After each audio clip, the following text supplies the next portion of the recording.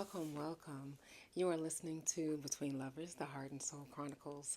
I decided to actually record this for TikTok in the midst of recording a podcast episode. So we're going to go ahead and do this thing together. This is going to be short, right? It's just, I had some things on my mind and I just wanted to share them. I recognize the power that I am, right? It took a very long time for me to get here. And I think most of us have a difficult time trying to come back to self, right? And so I think we're born into this world knowing who we are, and then the world just takes its time making us forget that. And then you have to spend the rest of your life finding something you came into the world knowing already, you know? And since I'm there, I've always had the ability to be genuine with people. And being genuine isn't always comfortable, you know? When you're genuine, you are telling people how you really feel, what you really want for them, and what you see in them. And I have the gift of seeing through the facade while also being able to help heal the facade, right? So it's like a gift and a burden at the same time. Everybody wants to know what their purpose is. Everybody wants to know what their gift is and how they can walk in it, but nobody talks about this side. When you are not only spiritually enlightened, when you have a calling on your life that is about healing other people, in order to get here, I had to come by way of traumas. You know, I had an interesting childhood, right? It wasn't heavily traumatizing, but there were these singular events. They were like big explosive events.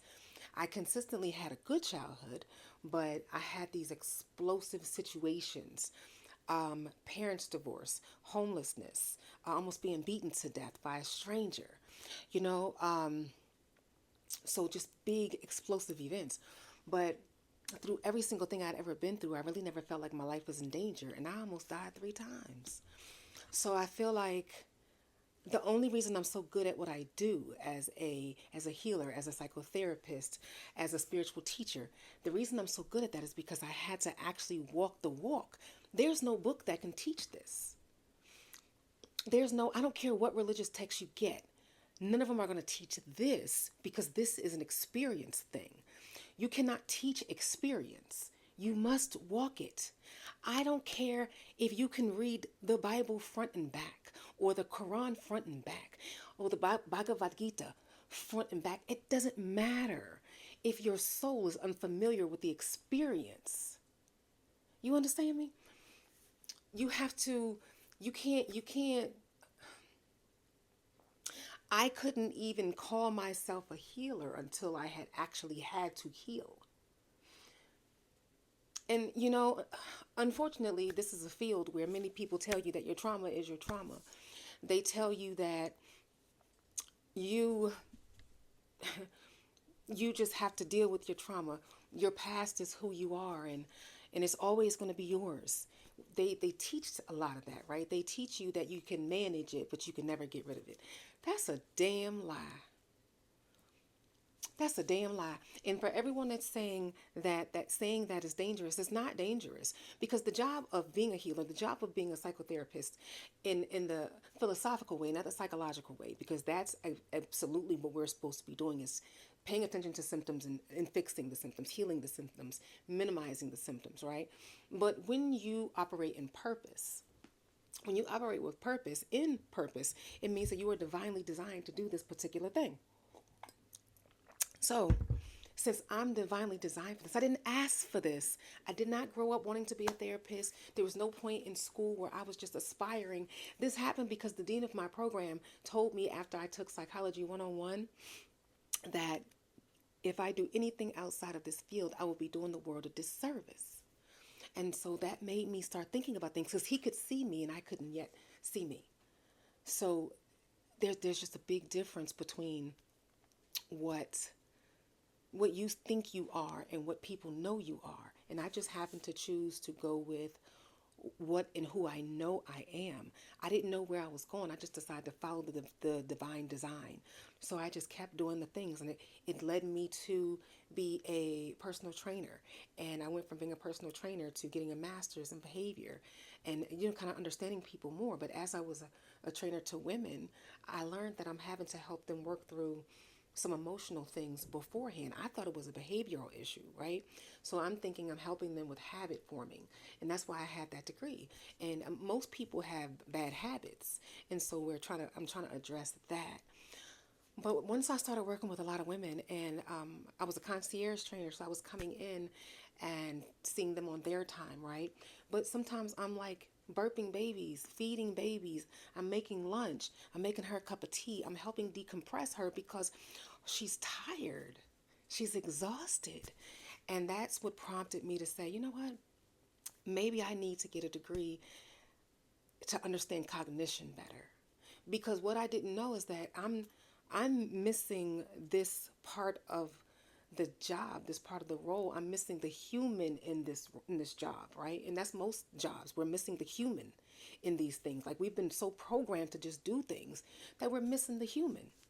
So anyway, I decided that I wanted to learn the thoughts and the emotions, and so I went back to school for cognition, and that's where my postmasters um, is in psychotherapy. It's in clinical counseling, because it mattered to me to understand the whole human. I feel like I'm getting the flesh and bone, but I wasn't really getting the whole human. And you can't, if you don't understand the thoughts and the emotions of a person, you don't know a person. So I wanted to learn that. And I still didn't think I was going to be a therapist. I just wanted to understand. And I came out of it becoming a therapist. And then when I worked at the very first place I ever worked at, um, it was right. COVID had just happened, and George Floyd was murdered on television. And the clinic that I was working for, they were allowing the white counselors, white therapists, to address this situation with their black clients and with their black coworkers. They were like, they got the opportunity to just say, no, I'm uncomfortable with that. I don't want to talk about that. And I was pissed. I was pissed because we are frontline workers. When you work in mental health, you are a frontline worker. And you must address the mind and the hearts of people. They're people. Millions of people watch this man murdered on television, and you get to just be uncomfortable, so you don't get to talk to them because it doesn't fit what you believe should be addressed in your narrative of wrongdoing in the world. So anyway, I was pissed. I ended up talking to the CEO, and they ended up having a big meeting about it. And no, I'm not going to hold my peace, because what's wrong is wrong.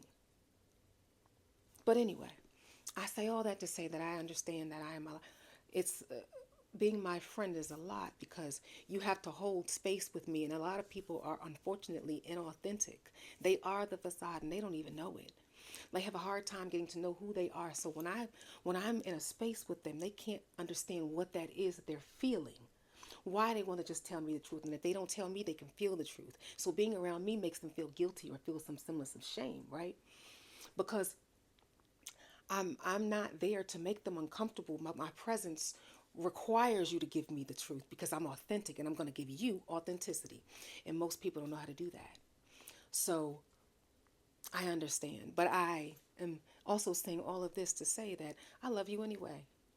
I love you anyway. I love you even when you don't have the ability to face me, to be honest with me, to apologize to me, and to just admit that, you saw me, and you seeing me made me uncomfortable with me even further than I am.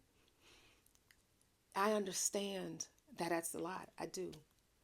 So for anybody else that's on this journey, that's in this space of being a healer, a God-given healer, to sit in their gift, you're going to make people uncomfortable. For all of you other people that haven't caught up yet, go do that for yourself, because this side is the flyest side. I don't lie to anybody about anything, baby.